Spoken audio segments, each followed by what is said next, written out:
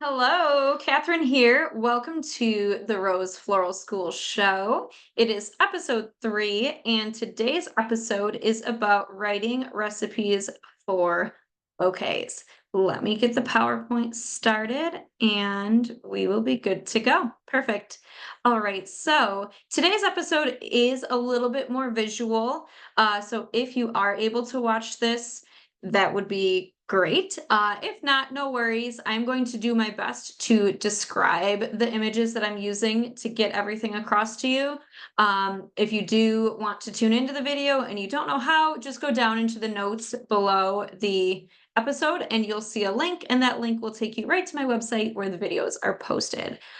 So without further ado, recipe writing for bouquets. Now, this typically means bridal bouquets. It all basically also applies to bridesmaid bouquets too. So first of all, a little disclaimer, if you will.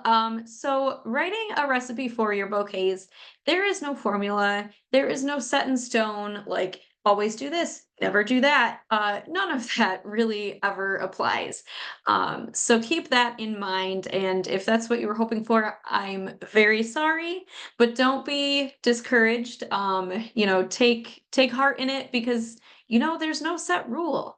You get to kind of hone in on your own style. You get to adjust based on your client's style. And, no rules is not a bad thing. So don't be afraid. But with that said, I do want to give you a few pointers as you practice your recipe writing. All right. So first images that I have here. So to start us off, when you write a recipe for your bouquet, the main thing that you should think about is what the client wants, as well as what your own design style is. But assuming, that we're working with a client here, I'm just going to kind of take that angle, at least for right now. So I have two pictures here. The one on the left is a bouquet that is a little bit more of a modern, clean, streamlined, even structural kind of a style overall. And the one on the right, you can see, is a little bit more whimsical, wildflower, gathered, sort of textured, salt and peppery kind of a style bouquet. So like I said in the beginning, there's no set in stone way to do this. There's no exact proportion that you'll use all the time. It depends a lot on the style that you are looking to create. So in a bouquet, there are lots of different types of flowers or categories, if you will. There are filler flowers, form flowers, mass flowers, and line flowers. Those are the main types of flowers. Now, this episode is not really about bouquet types. So for today, right now, I'm mostly going to talk about mass flowers and filler flowers. So just to give you some background in case you don't know, a mass flower is kind of what it sounds like, a big chunky flower, usually one big bloom on a single stem. So something like a rose, a carnation, a peony. That is what is a mass flower. And then a filler flower is kind of what it sounds like too. They're those smaller little dainty blooms, usually a bunch of blooms either on one stem or like on a branchy stem. Baby's breath is like a perfect example of a filler flower. The small little tansy blooms in this bouquet photo on the right, you can see those. Those are, a filler flower, at least I would consider in this use. The thistle could even be a filler flower. So for right now, I'm going to just kind of use those two types if I'm talking about flower types, just to keep it simple. But yeah, so as you can see, the bouquet on the left is almost entirely made out of mass flowers. A couple other things in there too, sure, but 80 to 90% of it is mass flowers. And the bouquet on the right, almost exactly the opposite. I would say 80 to 90, if not more percent, filler flowers. Now there are some line flowers in there too, but we're not going to worry about being perfectly technical today. You get the idea. So to my point before, there's no perfect ratio. Sometimes you'll use a lot of fillers. Sometimes you'll use hardly any. It just depends on the style you are trying to create. In a little bit, I'm going to talk more about, honing in on what style fits, your style and your bride style. But let me go to the next page here. So to try to give you a tangible way to practice some type of like recipe writing or just getting familiar with recipes, I have this method that I used to use. I mean, I still use it from time to time, frankly, but basically what you do is you take the photo, and you can do this with an inspiration photo from a bride. You can just go right on Pinterest and get your own photos. Find bouquets that you really like. Honestly, find bouquets that you don't like, and do this to get a feel for what your personal style is, as well as just to get a little practice understanding the different elements in a bouquet, which will help your own recipe writing later. So basically what the method is you take your photo, whichever photo that is, and I like to do this on my OneNote app right on my laptop, but you can use, you can do it digitally, you can print it out and use a Sharpie, whatever you like, but basically get your photo and get some different color markers. And I like to just put a big dot of a different color on each different type of bloom. Now, for simplicity's sake, with this example, I ended up just circling all the fillers with that aqua, just because there were so many types of fillers. And like I said, trying to keep it a little simpler as an example. But you can see here, I used that hot pink for the roses, and I've got 1, 2, 3 of those. Then I used the green for the Elstro, which if you've worked with Alstroemeria, you know that they come with a few blooms on one stem. So here I dotted each bloom, and then I can think to myself, okay, so there's one stem on that lower left corner, you see 2 dots, and there's one stem on the right corner where I see 3 dots. So even though you're dotting the blooms, you can kind of use your discernment to know how many stems that equals. And that's something that you'll learn as you go, as you get used to varieties. And then you can see the carnations. I've got about 4 carnation dots, the mums, and then the fillers that I've circled there. So what you can do, go ahead, do all of your dots, sort of like partition out the items and the elements, and then that will just give you a little working knowledge. Like looking at this bouquet, I can say, oh, okay, so for a bouquet with a texture that's kind of like this, I would say it looks like maybe half mass flowers and half filler flowers. So now I can kind of know that and use that as I write a recipe with this bouquet as the inspiration. I mean, you can also literally write the recipe from the picture. So looking at this, there are 3 hot pink dots for 3 roses. Now, a few little catches here. The first thing is, well, first of all, just an overall like umbrella thing that I feel like I should say. I wouldn't totally recommend like writing an exact recipe and using an exact recipe from an inspiration photo. Partly just because, like, be original, add your own little spice to it, your own flair. Maybe the inspiration photo has a flower that you hate using, so then sub it out for something else. Maybe you don't like larkspur, but you love stock. So switch it, use, what you prefer if it makes sense and still will give your bride the style she likes. Again, that's, partly for originality, partly because we're all different, so make your recipe a little different from the inspiration. And on a practical side of things, the inspiration photo might be a bouquet that was made in August, which could use a lot of different varieties than you might have available if the wedding is in April. So anyway, but again, this is a good practice to kind of get familiar, get your hands dirty with it a little bit, and then tweak it to what makes sense for you, and for your bride. So back to the point with the roses. So here I have 3 dots, 3 roses are marked in this bouquet. Now, if I was trying to make a bouquet really similar to this, I wouldn't use 3 roses in my recipe because there are probably some that we can't see, whether they're just off to the side, not in the angle of this photo, if they're in the back of the bouquet, if they're just tucked down in.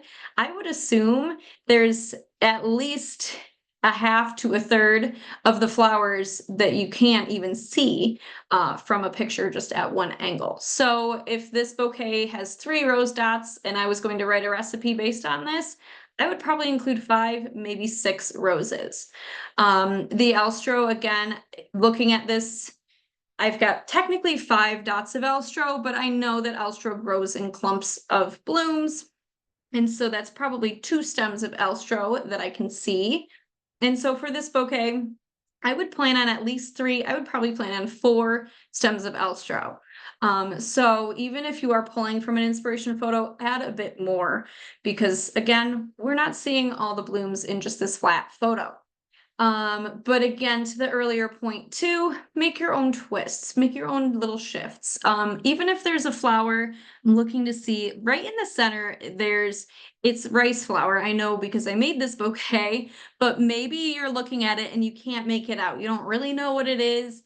You can always, put a picture online in a forum and ask, or you can, again, use your own discernment. Well, it's a fine, like feathery texture in a light pink and the wedding is in June. Let me go and see what might be available from my wholesaler that fits that criteria, and I'll use that. And if it's not the exact bloom, it's okay. It might even be better.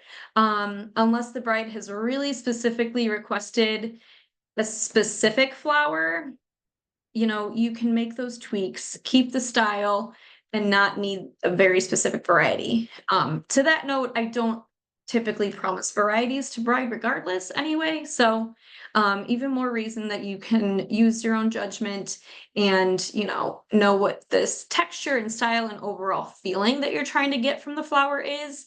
And it doesn't have to be a certain exact flower necessarily. I hope that that little chunk made sense. That was kind of a side tangent. But, again, kind of to the earlier point too, you don't need to be so stiff about the recipe. It doesn't have to be exactly these items. You can be a little bit flexible. If something isn't in season, be flexible to use something else that gives the same style, the same texture, the same feeling. Whether that's whimsy or formal structure. So, anyway, so to wrap up this little chunk, so yeah, go ahead and take those photos, make those dots, kind of map out, with your marker what is in the bouquet, and just do that a few times to have a little hands-on practice to sort of get familiar. And you could even do that with a bride's inspiration photo and then kind of base your recipe off of her inspiration photos. Now, when you do that, adjust, of course, like we said, make sure you're including blooms that we can't see that are in the back, but also adjust for the size of the bouquet that you're trying to create. If a bride shows you this photo, but says, oh my gosh, I want it way smaller. I want a really petite, like I'm a low key bride. I want a subtle, small, simple bouquet, then use your discernment, maybe use less blooms than what you see, or don't add on those extra ones for in the back because you want it smaller overall. Pretty basic, but the most basic things sometimes go over my head. So I wanted to make sure to mention that as well. And then just kind of touching back on, talking about the overall styles. The style of the bouquet will really dictate your recipe. That makes sense, of course. But if you get some photos from your bride and they feel scattered, you feel like, oh my gosh, does she want a cascade? Does she want this tiny baby's breath bouquet? Like she's showing me all kinds of different things. You can take all of those images, kind of look at them and use your consultation to really help hone in. Ask her, okay, so do you want this really dramatic shape? Oh, no, no, no. I just liked those roses. Oh, okay, got it. A lot of times you can sort of see a common thread throughout and just link that together, but that does come with practice. That comes with doing it a few times. So don't be afraid to ask those questions. Hey, I saw, you had a lot of these pictures and then you had one that had a lot of pink in it. Do you want any pink in there? Or was that just and she'll usually be able to say, oh, no, no, no, I liked the hanging amaranthus. Well, she won't say hanging amaranthus, but she'll say, I liked that green trailing thing there. And you'll say, okay, got it. We'll include that. Sure. So use your consultation with the bride and use her inspiration images to help you see what style she likes, what type of flowers. Oh, she has bouquets that are all just mass flowers. It's just bunches of roses. Or, oh, all of her bouquets are filler flowers. It's wildflowers. They're dainty, they're small. And that's what you should kind of lean into when you write your recipe. Okay. I know that was maybe a lot all at once, but we're gonna just go through one little kind of recap of everything, and you will be on your way. So, overall, make sure that you're planning your recipes based on the style and the texture and the size of the bouquet that you want to create. That will be almost like your guiding light, and then you'll know, oh, we need a lot of this, a little of that, whatever it is. Just the overall style should be steering you.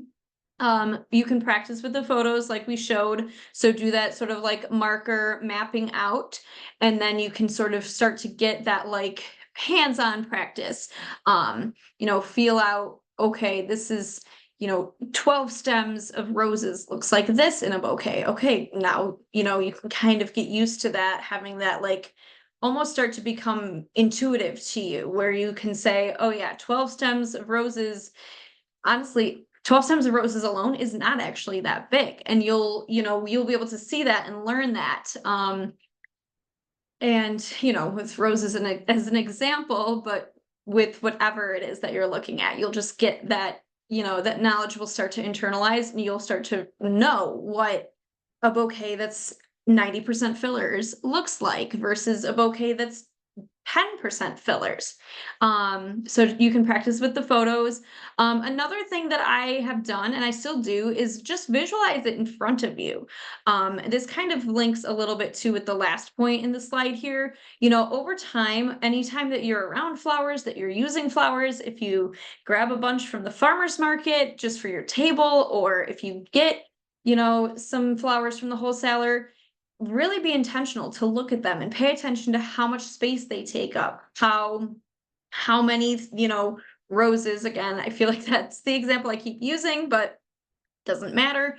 You'll get to know how many roses it takes to fill, a space that's as big as a grapefruit, or, what have you, so that you can have that like the ability to visualize it. So look in front of you, and, like if you're only listening right now and you're not seeing the videos, what I'm doing is I'm doing a lot of hand motions. Make a bouquet shape, or like say it's the size of a basketball, make a basketball shape in front of you with your hands, and then make a circle with your fingers and sort of see, okay, 1, 2, 3, 4, that's 4 roses. Here's 3 more of them, and just visualize it in front of you. And that can honestly be super helpful, especially if you're good at visualizing, and you're like, you need to like see it and feel it in front of you, even if it's just in your imagination. So that can be helpful. And again, to the point from just a minute ago, when you're working with flowers, just pay attention to them. If you get one bundle of baby's breath, look at that and say, oh, okay, so if I was going to make a baby's breath bridesmaid bouquet, one bunch would be, that would be probably enough for one pretty good sized, medium density bridesmaid bouquet. Okay, and how many stems is that? All right, so that's 7 stems. That's like a decent bridesmaid bouquet, or whatever it is. That's just an example I'm throwing out there. Don't use it as a formula, but you get what I'm saying. So when you get a bunch from wholesale, if you are doing a project or you do have some, in order, look at the bunch and see just how much space 4 stems of whatever takes up, and then you'll be able to use that. And again, internalize it all, and it will all become pretty intuitive for you. Like we said before, there is no formula, there's no set recipe.